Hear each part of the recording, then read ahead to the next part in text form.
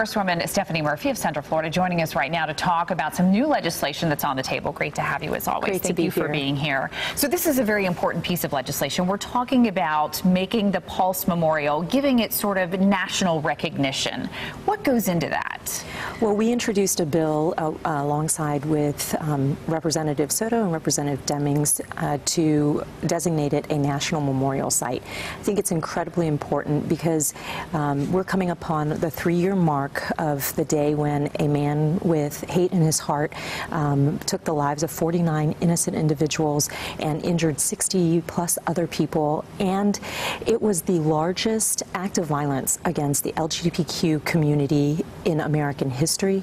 It was also the largest, deadliest terrorist attack since 9/11, and so marking it as a national memorial elevates the status of the site. How difficult is it to get something like this through, and what will it mean for Orlando? How will it impact the memorial once it's built? The way that we've structured it is for it to be a non-affiliated national memorial, which means that the National Park Service doesn't run it. It gives it local control, which I think is incredibly important. So One Pulse Foundation will be able to run it, and given the community's engagement, that would seem really important to allow it to have local management. And it will just make sure that the country knows that Congress acknowledges that this was a national tragedy. Have you had a chance to talk to Barbara Poma, and is she somebody who was instrumental in making sure that you guys got the help you needed? Yes, we've worked with Barbara closely and her team, her board, and we also were able to have a small press conference to announce the introduction of this bill. So what happens now? Where does it go from here? So the jurisdiction for the National Park Services is in the Natural Resources Committee, which is why it's so wonderful to have Rep. Soto leading the charge on this, since he sits on that committee. And it will go through committee. It will continue to work to get co-sponsors in support of the bill, and then hopefully once it's gone through the process, we'll get a chance to have a vote on the floor for it. Do you anticipate there'd be any pushback on something like this? I certainly hope not. Yeah. So at this point, really, it just is a matter of sort of going through the formalities of it. Right, and okay. We'll be building support and co-sponsorship, and then looking to hopefully have a vote on the floor at some point. All right, so how long would something like this take? Months, years? Our goal is to hopefully get this done and into law before the next marking of the tragedy. So, okay. So sometime within the next year, hopefully. Talk to me about some of the other things you guys are working on, because you're obviously very busy right now. Yeah, so we are going into the appropriations markup period, so we're working on the funding bills for the government. It's incredibly important, making priorities and decisions on how to fund our government, and hopefully we get our homework done early this year and we don't run into another situation of shutdowns. I think I've always said that funding the government is a key responsibility of Congress, and so I'm glad to see that it's coming to the committee and the floor over the next few weeks, all of the different funding bills.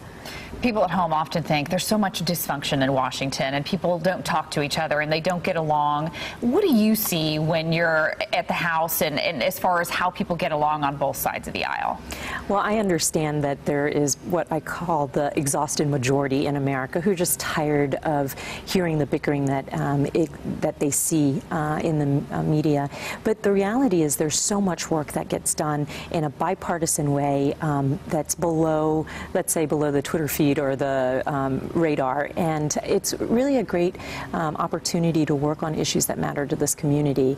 I think we're going to be seeing bills around health care, on lowering prescription drug costs, on infrastructure, trying to look at how do we get at that if we can't do the big infrastructure package. Right. What can we get done? Election security. There's so much more we have in common as Americans and as members of Congress representing those Americans than we do that divides us. I know you're often out doing coffee with constituents and talking to the people in the community. What are some of the biggest concerns you hear from them? Well, here in Central Florida, I hear often about healthcare and infrastructure. I think everybody is really struggling with the rising cost of healthcare, whether it's prescription drugs or their premiums. And so we have a lot of work to do to ensure that our healthcare system ensures universal coverage, that everybody has access to health care, and that it's affordable and quality health care. And then, you know, anybody who gets on I-4. I knew you were going to say that. Yeah, anybody who gets on I-4 sees the challenges of transportation and infrastructure in this region. We are growing so fast, and yet we are still operating off of the plans for a much slower demographic growth, right? So there needs to be a lot more investments and strategic thinking about how we create a world-class infrastructure for a world-class city. It's true. We are growing so fast. I think people are shocked oftentimes to hear how quickly we're growing, and you have the infrastructure has to keep up. Yes, that's right.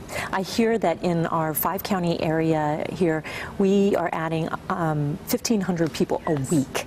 It's amazing. It is and amazing. There's not enough housing, transportation, and I-4 certainly is not moving fast enough for us these days. That's right. So great to talk to you. It's thank great you to so be much here. for being with us. Representative Stephanie Murphy, thank you for being here today.